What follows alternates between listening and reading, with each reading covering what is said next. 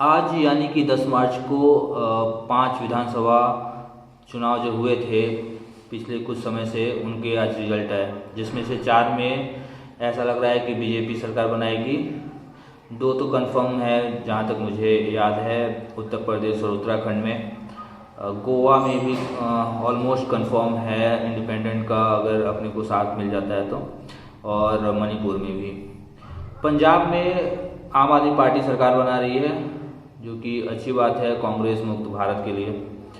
लेकिन देश के हिसाब से मुझे लगता है कि सोचने वाली बात है, क्योंकि आम आदमी पार्टी ऐसा लगता है कि खालिस्तानियों को सपोर्ट करती है और बॉर्डर स्टेट होने की वजह से हमेशा सेंसिटिव रहेगा। पंजाब में कोई भी मुद्दा अगर आता है तो, पंजाब से कोई भी मुद्दा आता है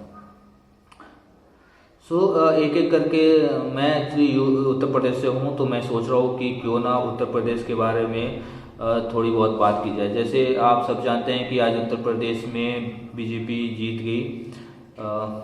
सीट तो अभी कंफर्म नहीं हुआ है जब मैं वीडियो बना रहा हूँ, क्योंकि अभी भी काउंटिंग चल ही रहा है।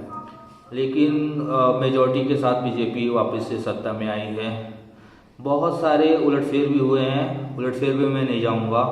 मैं एक्चुअली आपको ये बताना चाह रहा था कि जो भी हुआ है वो कितना ज़रूरी था इस स्टेट के लिए, और ख़ासकर पूर्वांचल के लिए। मैं आपको एक बात और बताना चाहूँगा कांग्रेस के बारे में, कि कांग्रेस ने इतना घटिया प्रदर्शन क्यों किया।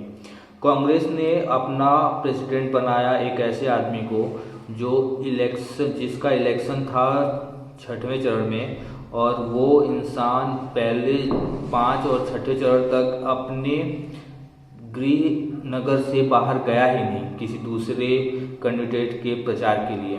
तो आप सोच सकते हैं कि वो बंदा खुद अपनी सीट बचा रहा है और वो आपका प्रेसिडेंट है। तो ऐसे लोगों को तो पार्टी में रखने का कोई मतलब था ही नहीं, और उसको प्रेसिडेंट बना दिया। तो वो हारना तय था, भले आप कितने भी बड़े बड़े स्लोगन क्यों ना दे दो कि ये हुआ है वो हुआ है। तो ऐसा है। फिर आते हैं बहुजन समाज पार्टी पे। अब उससे कुछ ज़्यादा उम्मीद है नहीं, और जो उनके कोर वोट बैंक है जाटो समुदाय का, तो मैं उनसे आग्रह करूँगा कि वो कुछ सोचे, बहुजन समाज पार्टी से अलग भी हट के कुछ सोचे, क्योंकि अब मायावती का कोई फ्यूचर नहीं है पॉलिटिक्स में, और मुझे नहीं लगता कि अब वो कभी उत्तर प्रदेश की पॉलिटिक्स में वापस आने वाली हैं। बहुत टफ होगा उनके लिए फिर से रिकवरी करना यहाँ से पॉलिटिक्स में बने रहने के लिए, क्योंकि अभी वो खुद इतनी एक्टिव है नहीं, अपने महल से बाहर आती नहीं है, तो ये ज़रूरी है। रही बात समाजवादी पार्टी की, तो समाजवादी पार्टी के लोगों को समझना होगा कि चुनाव से पहले आपके जो बोलने का ढंग है कितना गलत है। आप एक तरह से इतनी धमकियां देते हैं लोगों को, आप बोलते हैं कि ये कर लेंगे वो कर लेंगे।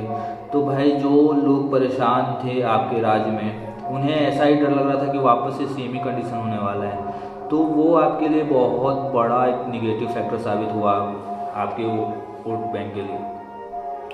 और नेचुरली है कि बीजेपी मुझे लगता है कि लॉ एंड ऑर्डर के मुद्दे पे ज़्यादा जीती है, क्योंकि लोग सबने देखा हुआ है, जो वोटर्स हैं उन्होंने देखा हुआ है कि क्या कंडीशन थी सपा के सरकार में और अभी क्या है। तो ये तो होना ही था, बाबा को जीतना ही था। अब आते हैं बीजेपी के परफॉर्मेंस पे कि क्या क्या की फैक्टर हुए बीजेपी को इस इलेक्शन में जीत दिलाने में।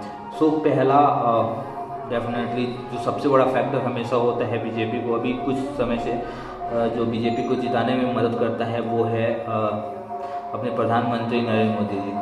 उनका व्यक्तित्व इतना सही है, वो उनका कम्युनिकेट करने का ढंग इतना बढ़िया है लोगों से कि छोटा से छोटा बच्चा भी उनसे कनेक्ट कर जाता है, और गांव की महिलाएं मतलब एकदम से। सो उनका कम्युनिकेशन भाई अलग लेवल पे है, तो आप उससे तो टक्कर नहीं ले पाओगे कभी भी। और वो अभी भी 1 to 10 इंडिया के मतलब सबसे बड़े लीडर हैं।